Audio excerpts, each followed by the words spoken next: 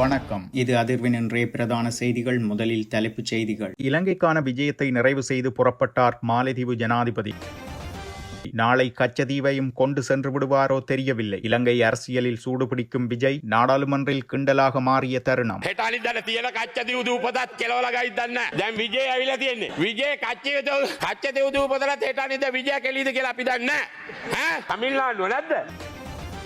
திடீரென போலீஸ் நிலையம் சென்ற எதிர்க்கட்சி தலைவர் சஜித் பிரேமதாச அரசாங்கம் தொடர்பில் கடும் விமர்சனம். காரணம் என்ன? JVP ක්ලීන් ශ්‍රී ලංකා නියෝජිතවරයා හැටියට නගරාධිපතිවරයාගේ ලේකම්වරයෙක් පත් කරනවා. யாழ்ப்பாணத்தில் பெரும் அதிர்வலையை ஏற்படுத்திய வித்தியா வழக்கு மரண தண்டனையை உறுதிப்படுத்தியது உயர் நீதிமன்றம். RB சௌத்ரி மறைவு கண்ணீர் சிந்திய தமிழக வெற்றிக் கழக தலைவர் விஜய் நேரில் சென்று அஞ்சலி.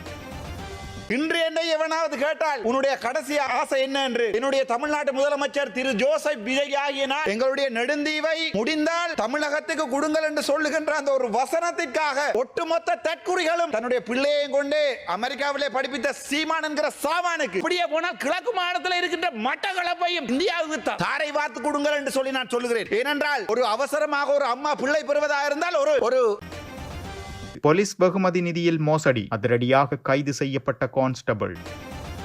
பாடசாலை விளையாட்டு விழா ஒன்றில் கட்டுப்பாட்டை இழந்து குங்ஃபு சண்டையிட்ட மனித உருவ ரோபோ. பெண்ணொருவரை ஏமாற்றி தகாத காணொளிகளை பகிரப்போவதாக மிரட்டிய 65 வயது பெண் கைது. லாப்ஸ் வீட்டு சமையல் எரிவாயுவின் விலை நேற்று நள்ளிரவு முதல் அதிரடியாக உயர்வு. 2027 ஆண்டு முதல் அறிமுகமாக உள்ள புதிய திட்டம் நாடாளுமன்றில் பிரதமர் ஹரணி அமரசூரிய அறிவிப்பு. முன்னாள் ஜனாதிபதி சந்திரிகா குமாரதுங்க விஜய்க்கு வாழ்த்து. இப்ப அவரின் புதிய ஆட்சிக்கு அடியில் கட்டாயம் அவர் இலங்கை வருகை தருவார்னு நாங்க எதிர்பார்க்கிறோம். ஆளுங்கட்சியில் இருக்க பல்வேறு தரப்பினர் உடனே சொன்னாங்க இது கிட்டத்தட்ட எங்க அனுரகுமார திசாநாயக்க அவர்களின் ஆட்சி மாதிரி. ஒரே ஒரு சின்ன வித்தியாசம் தான். கௌரவத்துக்குரிய விஜய் அவர்களை பொறுத்த வரைக்கும் அவரு நடிச்சு முடிச்சுட்டு அரசியலுக்கு வந்தாரு. இவங்களை பொறுத்த வரைக்கும் அரசியலுக்கு நடிக்க ஆரம்பிச்சிட்டாங்க. அப்படி இருக்கும் போது எங்க கிட்ட ஆளும் தரப்பினர் கேட்கறாங்க, அருகதை இருக்கா? நான் உங்ககிட்ட கேட்கிறேன், உங்களுக்கு வெக்கம் இருக்கா? முதல்ல ஏன்னா ஒவ்வொரு இடத்துலையும் முடிஞ்சா கேட்ட கேள்விகளுக்கு பதில் சொல்லுங்க. இலங்கைக்கான உத்தியோகபூர்வ விஜயத்தை வெற்றிகரமாக நிறைவு செய்து கொண்டு மாலத்தீவு ஜனாதிபதி கலாநிதி முகமது மொய்சு உள்ளிட்ட தூதுக்குழுவினர் நேற்று கட்டுநாயக்க சர்வதேச விமான நிலையத்திலிருந்து புறப்பட்டுச் சென்றுள்ளனர். இரு நாடுகளுக்கும் இடையிலான ஒத்துழைப்பை மேம்படுத்தும் வகையில் பல புரிந்துணர்வு ஒப்பந்தங்கள் கைச்சாத்திடப்பட்டுள்ளமையும் குறிப்பிடத்தக்கது. தமிழக சட்டமன்ற தேர்தலில் வெற்றி பெற்றுள்ள திரை நட்சத்திரமும் தமிழக வெற்றி கழகத்தின் தலைவருமான ஜோசப் விஜய் குறித்து இலங்கை அரசியலில் பல்வேறு வாதங்கள் எழுந்துள்ளன. இலங்கை நாடாளுமன்றத்தில் பல உறுப்பினர்கள் விஜய்க்கு வாழ்த்து தெரிவித்துள்ள நிலையில் சிலர் அவரின் அரசியல் செயற்பாடு குறித்து சாடியுள்ளனர். இந்நிலையில் சமகால அனுர அரசாங்கம் போன்று பொய்யான வாக்குறுதிகளை வழங்கி விஜய் ஆட்சிக்கு வந்துள்ளதாக நாடாளுமன்ற உறுப்பினர் சாமர சம்பத் தெரிவித்துள்ளார். இலங்கைக்கு சொந்தமான கச்சதீவை மீட்கப் போவதாக பொய்யான வாக்குறுதியை வழங்கி தமிழக மக்களின் வாக்குகளை பெற்றுள்ளதாக அவர் குறிப்பிட்டுள்ளார். நேற்று நடைபெற்ற நாடாளுமன்ற அமர்வில் கலந்து கொண்டு கருத்து வெளியிடும் போது சாமர சம்பத் இதனை தெரிவித்திருந்தார். நாளை அல்லது நாளை மறுதினம் விஜய் கச்சதீவை கொண்டு சென்று விடுவாரோ தெரியவில்லை. தற்போது விஜய் தமிழ்நாட்டின் முதலமைச்சராக தெரிவாகியுள்ளார். இந்திரா காந்தி புண்ணியத்தில் பெற்றுக்கொண்ட கச்சதீவும் தற்போது இல்லாமல் போய்விடுமோ என தெரியவில்லை என்றும் சாமர சம்பத் குறிப்பிட்டிருந்தார். எதிர்க்கட்சி தலைவர் சஜித் பிரேமதாச கொழும்பு தெஹிவளை போலீஸ் நிலையத்திற்கு நேற்றைய தினம் வருகை தந்திருந்தார். அரசாங்கத்தின் செயற்பாடுகளை விமர்சித்ததாக கூறப்படும் குற்றச்சாட்டின் கீழ் தெஹிவளை போலீசாரினால் கைது செய்யப்பட்டுள்ள சமூக செயற்பாட்டாளர் அசான் கோட்டேகொடவின் நலன்களை விசாரிக்கும் நோக்கில் அவர் தெஹிவளை போலீஸ் நிலையத்திற்கு வந்ததாக கூறப்படுகிறது. அத்துடன் அரசாங்கத்தின் கிளீன் ஸ்ரீலங்கா செயற்திட்டத்தின் கீழ் நியமிக்கப்படும் ஒருங்கிணைப்பாளர்கள், பிரதேச செயலாளர்கள், மாவட்ட அரசாங்க அதிபர்களின் அதிகாரங்களில் தலையீடு செய்வதாக அசான் கோட்டேகொட சமூக வலைதளங்களில் விமர்சனம் ஒன்றை முன்வைத்திருந்தார். இதனை அடுத்து அவர் தற்போதைக்கு தெஹிவளை போலீசாரினால் கைது செய்யப்பட்டு தடுத்து வைக்கப்பட்டுள்ளார். இந்நிலையில் அசான் கோட்டைகொடவின் கைது சம்பவம் கருத்து சுதந்திரத்திற்கு எதிரான பாரிய அச்சுறுத்தல் என விமர்சித்துள்ள எதிர்க்கட்சி தலைவர் சஜித் பிரேமதாச அசானின் உரிமைகளை பாதுகாப்பதற்காக உச்சபட்ச சட்ட நடவடிக்கைகள் மேற்கொள்ளப்படும் எனவும் உறுதியளித்துள்ளார். மேலும் எதிர்க்கட்சி தலைவருடன் சட்டத்தரணிகள் மற்றும் தெஹிவளை கல்கிசை நகரசபை உறுப்பினர்கள் சிலரும் போலீஸ் நிலையத்திற்கு வருகை தந்திருந்தமை குறிப்பிடத்தக்கது. யாழ்ப்பாணத்தில் பெரும் அதிர்வலைகளை ஏற்படுத்திய பாடசாலை மாணவியான சிவலோகநாதன் வித்யாவை கடந்த 2015 ஆண்டு கடத்திச் சென்று கூட்டு பாலியல் வன்கொடுமைக்கு உட்படுத்தி கொலை செய்தமை தொடர்பான வழக்கில் சுவிஸ்குமார் உள்ளிட்ட 4 குற்றவாளிகளுக்கு விதிக்கப்பட்ட மரண தண்டனையை உயர் நீதிமன்றம் நேற்று உறுதிப்படுத்தியுள்ளது. தங்களை வழக்கிலிருந்து விடுவிக்குமாறு குற்றவாளிகள் தாக்கல் செய்திருந்த மேன்முறையீடுகளை விசாரித்த பிரதம நீதியரசர் பிரீதி பத்மசூரசேன தலைமையிலான 5 அடங்கிய உயர் நீதிமன்ற நீதிபதிகள் குழாம் இந்த தீர்ப்பை வழங்கியுள்ளது.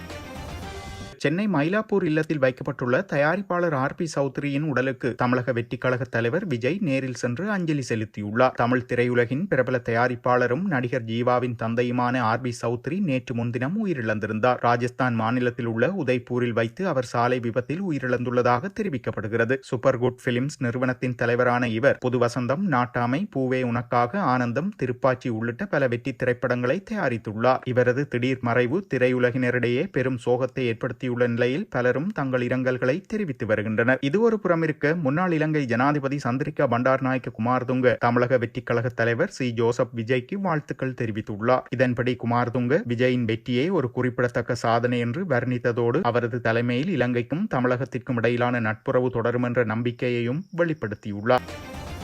சீனாவில் பாடசாலை ஒன்றில் நடைபெற்ற விளையாட்டு தின நிகழ்வின் போது மனித உருவ ரோபோ ஒன்று கட்டுப்பாட்டை இழந்து ரகளையில் ஈடுபட்ட சம்பவம் பரபரப்பை ஏற்படுத்தியுள்ளது. மாணவர்களை உற்சாகப்படுத்துவதற்காகவும் நவீன தொழில்நுட்பத்தை காட்சிப்படுத்துவதற்காகவும் இந்த விழாவில் அதிநவீன மனித உருவ ரோபோ ஒன்று வரவழைக்கப்பட்டிருந்தது. அச்சந்தர்ப்பத்தில் எதிர்பாராத விதமாக ஏற்பட்ட தொழில்நுட்ப கோளாறு காரணமாக அருகில் நின்றிருந்த கலைஞர்களை நோக்கி பாய்ந்ததோடு சமநிலையை இழந்து ஒரு கட்டத்தில் பலத்த சத்தத்துடன் தரையில் விழுந்துள்ளது. உடனடியாக விரைந்து வந்த அதன் தொழில்நுட்ப கையாள்பவர்கள் ரோபோவின் இயக்கத்தை நிறுத்தி அதனை கட்டுப்பாட்டுக்குள் கொண்டு வந்திருந்தனர். இச்சந்தர்ப்பத்தில் யாருக்கும் காயம் ஏற்படவில்லை என்றாலும் பொது இடங்களில் இதுபோன்ற ரோபோக்களை பயன்படுத்தும் போது போதிய பாதுகாப்பு நடைமுறைகள் பின்பற்றப்பட வேண்டும் என்று கோரிக்கைகள் எழுந்துள்ளன. ஜோசப் விஜய் ஆகிய நான் இந்த வசனத்தை கேட்கறதுக்கு எனக்கு மிகவும் சந்தோஷமா இருக்கும் நினைக்கிற நாளைக்கு இலங்கையிலிருந்து இன்று வரைக்கும் எங்களுடைய அண்ணன், என்னுடைய சொந்த அண்ணன் மாதிரி பார்க்கக்கூடிய என்னுடைய அண்ணன் திரு ஜோசப் விஜய் அவர்கள் நாளைய தினம் தமிழ்நாட்டின் வரலாறு காணாத ஒரு வெற்றியோட எம்ஜிஆருக்கு அடுத்தபடியாக எம்ஜிஆருக்கு ஒரு தடவை மேல போய் என்னுடைய அண்ணன் விஜய் அவர்கள் நாளை தமிழ்நாட்டினுடைய முதலமைச்சராக பதவியேற்கின்றதை என்னுடைய இரண்டு கண்களாலை ஒரு தடவை குட்டிமணியும் தங்கத்துறையும் வெளிக்கடை சிறைச்சாலையின் போது கொல்லப்படுகின்ற போது கடைசி நிமிடங்களிலே கேட்டார்கள், உங்களுக்கு என்ன ஆசைப்படுகிறீர்கள் என்று. அப்போ மகன் சொன்னான், என்னுடைய இந்த இரண்டு கண்கள் நான் செத்தா பிறகும் எங்களுக்கு தமிழீழம் கிடைக்கிறது என்பதை நான் பார்க்க வேண்டும் என்பதற்காக அவனுடைய கண்ணை குத்தி குத்தி இந்த சிங்கள காடியர்கள் ஒரு தடவை வெளிக்கடை சிறைச்சாலையில் என்று நினைக்கிறேன் குத்தி கொலை செய்தார்கள். அதே மாதிரி இன்று என்னை எவனாவது கேட்டால் உன்னுடைய கடைசி ஆசை என்ன என்று என்னுடைய தமிழ்நாட்டு முதலமைச்சர் திரு ஜோசப் விஜய் ஆகிய நான் என்பதை வாசிக்கின்ற போது அதை என்னுடைய இரண்டு கண்களாலும் பார்க்க வேண்டும் என்று ஆசைப்படுகிறேன். நேற்றைய தினம் நான் என்னுடைய ஒரு நிமிட உரையின் போது எங்களுடைய நெடுந்தீவை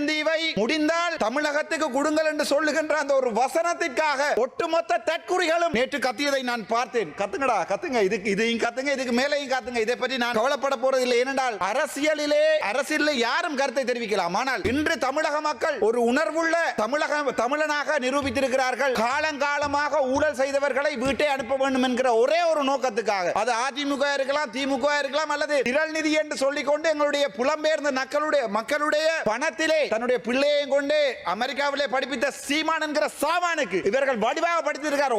ஒரு கட்டுப்பணம் கூட திருப்பி இல்லை. இதுல இருந்து இந்த போலி தமிழ் தேசியம் கதைக்கின்ற சிறிதரனாக இருக்கட்டும், இதுல பக்கத்துல இருக்கிற போலி தமிழ் தேசியம் கதைக்கின்ற கஜேந்திரகுமாரா இருக்கட்டும், பங்காளி இருக்கிற செல்வம் மடக்கநாதனா இருக்கட்டும், பின்னால ஒருத்தருமே இல்ல, இவங்கள போயிட்டாங்க. இந்த தமிழரசு கட்சிக்காரரா இருக்கட்டும், இவங்களுக்கு மிக தெளிவாக இந்த தமிழக தேர்தல் ஒரு பாடம் ஒன்றை சொல்லி சென்றிருக்கிறது. தேசிய தலைவருடைய போராட்டத்தையும் தேசிய தலைவருடைய அர்ப்பணிப்புகளையும் மாவீரர்களுடைய அர்ப்பணிப்புகளையும் எவனொருவன் தன்னுடைய அரசியலுக்காக பாவிக்கிறானோ அவன் மக்களாலே தூக்கி எறியப்படுவான். எவனொருவன் அந்த போலி தேசியம், அதில் ஒருத்தர் இருக்கிறார் மணிவண்ணன் என்று, டக்ளஸ் கால நக்கின மணிவண்ணன் அன்றைக்கு வந்து என்னுடைய நீதிமன்றத்திலே போராடுகிறார் ராமநாதன் அர்ச்சுனாவினுடைய துப்பாக்கியை பறிக்க சொல்லி. நான் இன்றைக்கு சொல்லுகிறேன், என்னுடைய இனம் துப்பாக்கியால் தன்னை பாதுகாத்துக் கொண்ட இனம், அதை மறப்பதற்கு நான் தயாராக இல்லை. ஆனால் இன்று கூட நான் விரும்புகிறேன் சிங்கள மக்களோடு நாங்கள் ஒற்றுமையாக இருக்க வேண்டும் என்று. ஆனால் வடக்கு மாநிலத்திலே எத்தனையோ தீவுகள் இருக்கிறது. நெடுந்தீவுக்கு அண்மை தினம் போனேன். அங்கே மாவட்ட வைத்தியசாலையாக இருந்த வைத்தியசாலையை இப்போது ரெண்டே வைத்தியர்கள் வேலை செய்கின்ற வைத்தியசாலையாக இந்த சிங்கள இனவாத அரசியல் மாற்றி இருக்கிறது. அதாலே தான் சொன்னேன், உங்களுக்கு நெடுந்தீவுக்கு ஒரு மாதத்திலே 4 நாட்கள் 5 நாட்கள் மட்டும்தான் மின்சாரம் வழங்க முடியுமாக இருந்தால் கச்சதீவை மட்டுமல்ல, நெடுந்தீவு மட்டுமல்ல, அப்படியே போனால் கிழக்கு மாநிலத்தில் இருக்கின்ற மட்டக்களப்பையும் நீங்கள் இலங்கைக்கு இந்தியாவுக்கு தாரை வார்த்து கொடுங்கள் என்று சொல்லி நான் சொல்லுகிறேன். ஏனென்றால் தன்னுடைய சொந்த இனத்திற்கு ஒரு கடல் பயணத்தை கூட ஒழுங்காக செய்து வைக்க முடியாத இந்த அனுரகுமார நாயக்க போன்ற அரசாங்கம் எனக்கு நம்பிக்கை இல்லை. எந்த ஒரு சந்தர்ப்பத்திலுமே ஒரு வைத்தியசாலை இல்லை, ஒரு அவசரமாக ஒரு அம்மா பிள்ளை பெறுவதாக இருந்தால் ஒரு மிட்வைஃப் கூட இல்லை. ஒரு மிட்வைஃப் இல்லாத ஒரு இடம், ஒரு வைத்தியர்கள் வாழ முடியாத ஒரு இடம் என்றை நெடுந்தீவாக மாற்றியிருக்கிறார்கள். கொஞ்சம் கொஞ்சமாக நெடுந்தீவு, அனலதீவு, புங்குடுதீவிலிருந்து மக்கள் இடம்பெயர்கிறார்கள். அந்த நிலைமையில் இருக்கும் போது தான் சொன்னேன், தமிழ்நாட்டு மக்கள் உங்களுக்கு தெரியும், காலம் காலமாக எம்ஜிஆர்ல இருந்து தற்போதைய எங்களுடைய ஒரே ஒரு நம்பிக்கையாக இருக்கின்ற விஜய் வரைக்கும் இலங்கை தமிழீழ மக்கள் நம்பி இருப்பது தமிழக மக்களை. ஆகவே தமிழக மக்களிடம் ஒரு அன்பான வேண்டுகோள், நான் தமிழ் கதைப்பதால் தான் என்னுடைய பரம்பரை இங்கே அழிக்கப்பட்டிருக்கிறது. நான் கதைப்பது இந்த சிங்கள குகையிலே ஒரு தமிழ் கதைக்கின்ற ஒரு புலியாக கதைப்பதால் தான் என்னுடைய இனம் இன்று வரை பிறக்காத பிள்ளையை கூட தயார் போட்டு வைத்திருக்கிறார்கள். ஆகவே எங்களுக்கு இருக்கிற கடைசி நம்பிக்கை எங்களுடைய முதலமைச்சர் விஜய் என்பதை இன்றைக்கு சொல்லிக் கொள்கிறேன். போலீஸ் வெகுமதி நிதியிலிருந்து பணத்தை மோசடி செய்ததாக கூறப்படும் சம்பவம் தொடர்பாக போலீஸ் கான்ஸ்டபிள் ஒருவர் கைது செய்யப்பட்டுள்ளார். கல்கிசை தலைமையக போலீஸ் நிலையத்தின் கொடுப்பனவு பிரிவில் பணத்திற்கு பொறுப்பாக கடமையாற்றிய போலீஸ் கான்ஸ்டபிள் ஒருவரே இவ்வாறு கைது செய்யப்பட்டுள்ளார். இவர் போலீஸ் வெகுமதி நிதியிலிருந்து 35,04,415 ரூபாய் பணத்தை மோசடி செய்துள்ளதாக போலீசார் தெரிவித்துள்ளனர். சந்தேக நபருக்கு எதிராக பொதுச் சொத்து சட்டத்தின் கீழ் குற்றச்சாட்டுகள் சுமத்தப்பட்டுள்ளதாக போலீசார் மேலும் குறிப்பிட்டுள்ளனர். லாப்ஸ் வீட்டு சமையல் எரிவாயு விலை நேற்று நள்ளிரவு முதல் அமலாகும் வகையில் அதிகரிக்கப்பட்டுள்ளது. அதற்கமைய 5 கிலோகிராம் வீட்டு சமையல் எரிவாயுவின் விலை 220 ரூபாயால் அதிகரித்து 2500 ரூபாவாக விற்கப்பட உள்ளது. இதேவேளை 12.5 கிலோகிராம் லாப்ஸ் வீட்டு எரிவாயுவின் விலை 545 ரூபாயால் அதிகரித்து 6245 ரூபாயாக விற்பனை செய்யப்பட உள்ளது. இதேவேளை இந்த மாதத்திற்கான லிட்ரோ சமையல் எரிவாயுவின் விலையில் மாற்றம் ஏற்படுத்தப்படாதென்று லிட்ரோ நிறுவனம் தெரிவித்துள்ளமையும் குறிப்பிடத்தக்கது. இவ்வளவு காலம் அவர் ஒரு நடிகரா பார்த்த மக்கள் இன்னைக்கு அவர் ஒரு தலைவனா தேர்ந்தெடுத்திருக்காங்க. ரசிகர்கள் ஒரு மனிதனை உயர்த்தலாம், ஆனா மக்கள் வாக்கு மட்டும்தான் அந்த உயர்வை ஒரு தலைமைத்துவமா மாற்ற முடியும். அப்படி இருக்கும்போது இன்னைக்கு ஒரு வரலாறு எழுதப்பட்டுள்ளது. நான் ஒரு விஷயம் சொல்ல விரும்புறேன். அவரின் தேர்தல் பிரச்சாரத்தின் பொழுது பல்வேறு விஷயங்கள் பேசியிருந்தாரு இலங்கை சார்ந்த விடயமாக, குறிப்பாக கச்சத்தீவு சம்பந்தம். என்னோட தனிப்பட்ட அபிப்பிராயம், அமைச்சராக இருக்க காலப்பகுதியில் அதிகமான அளவு தமிழ்நாட்டுக்கு விஜயம் மேற்கொண்டிருந்தது. அப்ப நாங்க பார்த்த ஒரு விஷயம், முக்கியமான பிரச்சனை கச்சத்தீவு கிடையாது. முக்கியமான பிரச்சனை முதலாவதாக அங்க முகாமில் வாழும் நம்ம தமிழ். அது மட்டும் இல்லாம இன்னைக்கு இருக்கிற சூழலை பொறுத்த வரைக்கும் மீனவர் பிரச்சனை இன்னும் தொடர்ச்சியாக தான் போயிட்டு. ஆனா தமிழ்நாட்டு அரசியலை பொறுத்த வரைக்கும் ஒரு விழிப்புணர்வு நாங்க கட்டாயம் உங்களுக்கு வழங்கி ஆகணும். அது என்னவென்றால், அங்க இந்த மீனவர் பிரச்சனையை பொறுத்த வரைக்கும் அது தமிழர்களுக்கும் ராணுவத்துக்கோ இல்லாட்டி தமிழர்களுக்கும் சின்னர்களுக்கும் நடக்கிற பிரச்சனை கிடையாது. இது தமிழ்நாட்டில் வாழ்ற தமிழர்களுக்கும் இலங்கையில வாழ்ற தமிழக மீனவர்களுக்கும் இருக்கிற ஒரு முரண்பாடு. ஆனா இதுவரைக்கும் அது ஒரு தீர்வு கண்டது கிடையாது. ஆகவே இப்ப அவரின் புதிய ஆட்சிக்கு அடியில் கட்டாயம் அவர் இலங்கை வருகை தருவார்னு நாங்க எதிர்பார்க்கிறோம். ஒரு புதிய உறவை ஆரம்பித்து அது மூலியமா இந்த தீர்வுகளை பெற்றெடுக்கலாம்னு நான் நம்புறேன். அதே மாதிரி மலையக மக்கள் சம்பந்தமாகும் நாங்க இந்த நாட்டில் 200 வருஷமா இருக்கோம். பல்வேறு பிரச்சனைகளுக்கு நாங்க முகம் கொடுத்திருக்கோம். ஆனா இந்த நாட்டை விட்டு வெளியே வந்தா எங்களையும் இலங்கை தமிழர்களாக தான் நிறைய பேர் பார்க்கறாங்க. அது தவறு கிடையாது. ஆனா எங்களுக்குன்னு ஒரு தனிப்பட்ட அடையாளம், தனிப்பட்ட வரலாறு. அப்படி இருக்கும்போது மலையக மக்களோட அங்கீகாரமும் தமிழக அரசாங்கம் வழங்கும்னு நான் எதிர்பார்க்கிறேன். இதுல ஒரு சுவாரஸ்யமான விஷயம் நான் இங்க சொல்ல விரும்புறேன். என்னன்னா, இவரின் தேர்தல் பிற்பாடு ஆளுங்கட்சியில் இருக்க பல்வேறு தரப்பினர் உடனே சொன்னாங்க, இது கிட்டத்தட்ட எங்க அனுரகுமார திசாநாயக்க அவர்களின் ஆட்சி. அவரும் இதே மாதிரி தான் பெண்கள், இளைஞர்கள் ஒரு பல்வேறு ஆதரவு, பல்வேறு பிரஷருக்கு மத்தியில முகம் கொடுத்து அந்த ஒரு புரட்சியாளர் தரமா அந்த ஆட்சியை பிடிச்சிருக்காரு. நான் அதை ஏத்துக்கிறேன். இங்க பார்த்த அந்த வெறி, அந்த மாற்றம் வேணும்னு அந்த ஒரு உணர்வு தான் அங்கேயும் இருந்துச்சு. ஆனா ஒரே ஒரு சின்ன வித்தியாசம் தான். கௌரவத்துக்குரிய விஜய் அவர்களை பொறுத்த வரைக்கும் அவரு நடிச்சு முடிச்சுட்டு அரசியலுக்கு வந்தாரு. இவங்களை பொறுத்த வரைக்கும் அரசியலுக்கு நடிக்க ஆரம்பிச்சிட்டாங்க. அதான் ஒரே ஒரு வித்தியாசம். அதுக்கு காரணம் ஏன்னா, இன்னைக்கு நான் பாக்குறேன், கௌரவ முன்னாள் அமைச்சர் மனோகணேசன் அவர்கள் பேசிட்டு இருக்கும் போது அருண் ஹேமச்சந்திர அவர்கள் ஒரு விஷயம் சொல்றாரு, உங்களுக்கு பேசுறதுக்கு அருகதை இல்லை, உங்களுக்கு பேசுறதுக்கு எந்த விதமான அருகதையும் இல்லை. ஏன்னா நீங்க மக்களை தூண்டி விட பாக்குறீங்க, நாங்க மக்களை தூண்டி விட பார்க்கல. ஆனா நான் ஒரே ஒரு விஷயம் அவர்கிட்ட கேட்க விரும்புறேன். கௌரவ மனோகணேசன் அவர்கள் அமைச்சராக இருந்த பொழுது கூட, முன்னாள் அமைச்சர் மறைந்த தலைவர் கௌரவ ஆறுமுக தொண்டமன் ஐயா இருந்த பொழுது கூட, அவங்க பண்ணதுல 1% இந்த அரசாங்கம் பண்ணிட்டு வந்தா தாராளமா பேச முடியும். அது வரைக்கும் பேசுறதுக்கு அருகதை அவங்க கிட்ட தான் இல்லை. நீங்க இன்னைக்கு யோசிச்சு பாருங்க, சம்பள பிரச்சனை நீங்க சொல்றீங்க. ஆனா சம்பள பிரச்சனையை பொறுத்த வரைக்கும் தேர்தலுக்கு முன்னால இருந்த நடிப்பு வேற, தேர்தலுக்கு பின்னால் வந்த விஷயம் வேற. ஆனா அதுலயும் ஜனாதிபதி அவர்கள் மீது மக்கள் வச்சிருக்க நம்பிக்கையை வச்சுதான் பொழைச்சிட்டு இருக்காங்க இன்னைக்கு சில உறுப்பினர்கள். அது அவங்களுக்கு புரிய மாட்டேங்குது. ஆனா அதே நேரத்தில் என்னோட கடமை இதை நான் வெளியே கொண்டு வர விஷயம். நீங்க இந்த வீடு திட்டத்தை ஒரு உதாரணம் எடுத்துக்கங்க. இதுக்கு சிறந்த உதாரணம் இந்திய அரசாங்கத்தின் துணை ஜனாதிபதி அவர்கள் பி ராதாகிருஷ்ணன் அவர்கள். அவர் வருகை தந்திருந்தாரு இலங்கை நாட்டுக்கு. அவர் வருகை தந்திருந்த பொழுது நீங்க என்ன பண்ணிருந்தீங்க, அவரை மலையகத்துக்கு கூட்டு போயிருந்தீங்க. மலையகத்துக்கு கூட்டிட்டு போயிட்டு நேரா லிடஸ்டேல் வீடு திட்டத்துக்கு கூட்டிட்டு போய் காமிச்சிருக்கீங்க. எனக்கு ஒரே ஒரு கேள்வி இருக்கு. நீங்க ஆட்சிக்கு வந்தீங்க 2025, நான் 4500 வீடு கட்டுவேன்னு அரசாங்கம் வந்து ஒரு பெரிய அறிக்கை விட்டாங்க. அதுக்கப்புறம் 2026 இந்த காலப்பகுதியில் 6500 வீடுகள் கட்டுவீங்கன்னு ஒரு பெரிய அறிக்கை விட்டீங்க. ஆனா கடைசியில இந்தியாவோட துணை ஜனாதிபதியை கூட்டிட்டு போன இடம் எங்க? லிடர்ஸ்டேல் வீடு திட்டம். அது 2021 எங்களால முடிக்கப்பட்ட ஒரு வீடு திட்டம். அப்படின்னா இன்னைக்கு நீங்களே நிரூபிச்சிருக்கீங்க, நீங்க ஆட்சிக்கு வந்ததுல இருந்து மலையக மக்களுக்கு ஒரு வீடு கூட கட்டி தரல. இதான் யதார்த்தம். அப்படி இருக்கும்போது எங்க கிட்ட ஆளும் தரப்பினர் கேட்கறாங்க, அருகதை இருக்கா? நான் உங்க கிட்ட கேட்கிறேன், உங்களுக்கு வெக்கம் இருக்கா? முத வேலை. ஏன்னா ஒவ்வொரு இடத்திலையும் விமர்சிச்சு தான் அரசியல் செய்றீங்களே தவிர என்ன வேலை செஞ்சிருக்கீங்க? நீலகம தோட்ட காவத்த பிரதேசத்துல ஒரு பிரச்சனை நடந்து, ஆனா அந்த பிரச்சனையில வந்து என்ன பண்றோம்? இளைஞர்கள் மேலேயும் ஒரு தப்பு இருக்கு. ஒரு பிரச்சனை நடந்துட்டா அரசியல்வாதிகள் அனைவரும் இங்க வந்து முகம் கொடுக்கணும். அப்படிதான் நாங்கள் இருந்தோம், போய் முகம் கொடுத்தோம். பீட்ரோ பிரச்சனையில எங்க தாய்மார்களை அசிங்கப்படுத்துறாங்க, நாங்க அங்க போய் முகம் கொடுத்தோம்.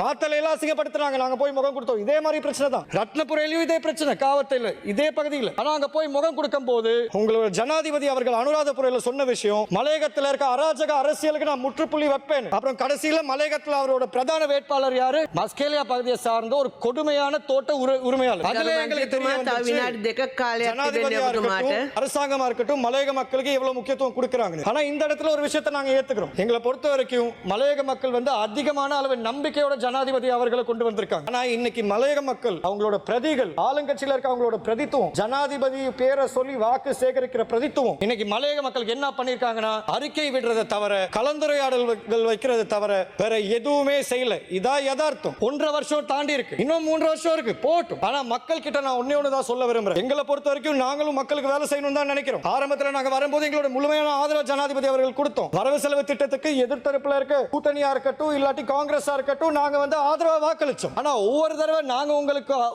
உதவி செய்யணும்னு நினைக்கும் போது, மக்களுக்கு ஏதாச்சும் ஒரு மாற்றம் வரணும்னு நாங்க நம்பி உங்களுக்கு ஆதரவு வழங்கும் போது, நீங்க வந்து என்ன பண்றீங்க? வேணும்னே எங்களை வந்து சுரண்டிட்டு இருக்கீங்க. நான் உங்கள்ட்ட வெளிப்படையா இன்னைக்கு சொல்றேன், மலையக மக்கள் சம்பந்தமா அறிக்கை கலந்துரையாடல் ஒரு பக்கம் வைங்க. மலையக மக்கள் சம்பந்தமா இந்த கேள்வியை நான் 10 தடவை கேட்டுட்டேன் இந்த பாராளுமன்றத்தில். முடிஞ்சா தைரியம் இருந்தா ஒருத்தர் பதில் சொல்லுங்க. காணி உரிமை வழங்குவீங்களா மாட்டீங்களா? வீடு திட்டத்தை அமுல்படுத்துவீங்களா மாட்டீங்களா? தோட்டப்புறத்துக்குள்ளார வாழ்ற மக்களுக்கு பாதுகாப்பு வழங்குவீங்களா இல்லையா? நாங்க ஆட்சியில் இருக்கும் போது ஒரு விஷயம் நாங்க தெளிவா கொண்டு வந்தோம். அன்னைக்கு இருக்க ஐஜிபி மூலமா தோட்டப்புறத்துக்குள்ளார நடக்கிற பிரச்சனைகளுக்கு போலீஸ் வந்து முடிவு கட்டி ஆகணும். ஆனா சில பகுதிகளில் இன்னைக்கு போலீஸே தோட்டப்புறத்துக்குள்ளார போய் மிரட்டிட்டு இருக்காங்க. அப்படி இருக்கும்போது நாங்க இந்த விஷயத்தை முன் வைக்கிறோம். நீங்க என்ன பண்றீங்க? இது குடும்ப ஆட்சி, இவ்வளவு காலமா இருந்தாங்க, ஊழல் குற்றச்சாட்டு இருந்தா நடவடிக்கை எடுங்க, யார் வேணாம்னு சொல்றா. ஆனா எங்க மேல என்ன விமர்சனம் வைக்க முடியும் உங்களால? இப்ப நாங்க வந்து இங்க நிக்கும் போது நாங்க ஒரே ஒரு விஷயம் தான் இந்த இடத்துல நீங்க அனைவருமே சிந்திச்சாகணும். ஆனா இப்ப இருக்கிற சூழல்ல நீங்க ஒரே ஒரு விஷயம் தான் கவனிச்சாகணும். அரசாங்கத்தை பொறுத்த வரைக்கும் மே தினம் நடத்துனீங்க, அதுலயும் இல்ல பாருங்க நிறைய பேர் மே தினம் நடத்தலன்னு. இது முதல் தடவை கிடையாது நாங்க மே தினம் நடத்தாம. எங்களை பொறுத்த வரைக்கும் எப்ப எதை செய்யணும்னு நல்லாவே தெரியும். அவங்கள்ட்ட ஒரே ஒரு கோரிக்கையை தான் முன் வைக்கிறேன். முடிஞ்சா கேட்ட கேள்விகளுக்கு பதில் சொல்லுங்க, இல்லாட்டி விமர்சிக்கிறத நிப்பாட்டுங்க. 2027 ஆண்டு முதல் பாலர் பாடசாலைகளில் புதிய தேசிய பாடத்திட்டம் அறிமுகப்படுத்தப்பட உள்ளதாக பிரதமர் மற்றும் கல்வி அமைச்சர் ஹரணி அமரசூரிய தெரிவித்துள்ளார். பாலர் பாடசாலை கல்வி கட்டமைப்பை முறைப்படுத்துவதற்கும் தரமான கல்வியை உறுதிப்படுத்துவதற்கும் தேவையான நடவடிக்கைகள் முன்னெடுக்கப்பட்டு வருவதாக அவர் கூறியுள்ளார். நாடாளுமன்றில் நேற்று கருத்து தெரிவிக்கும் போதே அவர் இந்த விடயத்தை கூறியுள்ளார். மேலும் அவர் தெரிவிக்கையில் 2027 ஆண்டு முதல் பாலர் பாடசாலைகளில் புதிய தேசிய பாடத்திட்டம் அறிமுகப்படுத்தப்பட உள்ளதென்றும் ஆசிரியர்களுக்கு முறையான பயிற்சிகள் வழங்கப்பட உள்ளதென்றும் குறிப்பிட்டுள்ளார். பாலர் பாடசாலை கல்விக்கான தேசிய கொள்கை ஒன்று உருவாக்கப்பட்டு 2026 ஆண்டிற்குள் நடைமுறைப்படுத்தப்பட திட்டமிடப்பட்டுள்ளதென்றும் தேசிய கல்வி நிர்வாகம் மூலம் 2025 ஆண்டு அறிமுகப்படுத்தப்பட்ட தேசிய ஆரம்பகால குழந்தை பருவ கல்வி பாடத்திட்ட கட்டமைப்பின்படி ஆசிரியர்களுக்கான வழிகாட்டிகளும் மாதிரி செயற்பாட்டு களஞ்சியங்களும் தற்போது உருவாக்கப்பட்டு வருகின்றன. இதேவேளை மாகாண மட்டத்திலான ஆசிரியர்களுக்கு புதிய கட்டமைப்பை எவ்வாறு திறம்பட பயன்படுத்துவது என்பது குறித்து பயிற்சிகள் வழங்க ஏற்பாடுகள் செய்யப்பட்டுள்ளன. இந்த சீர்திருத்தங்கள்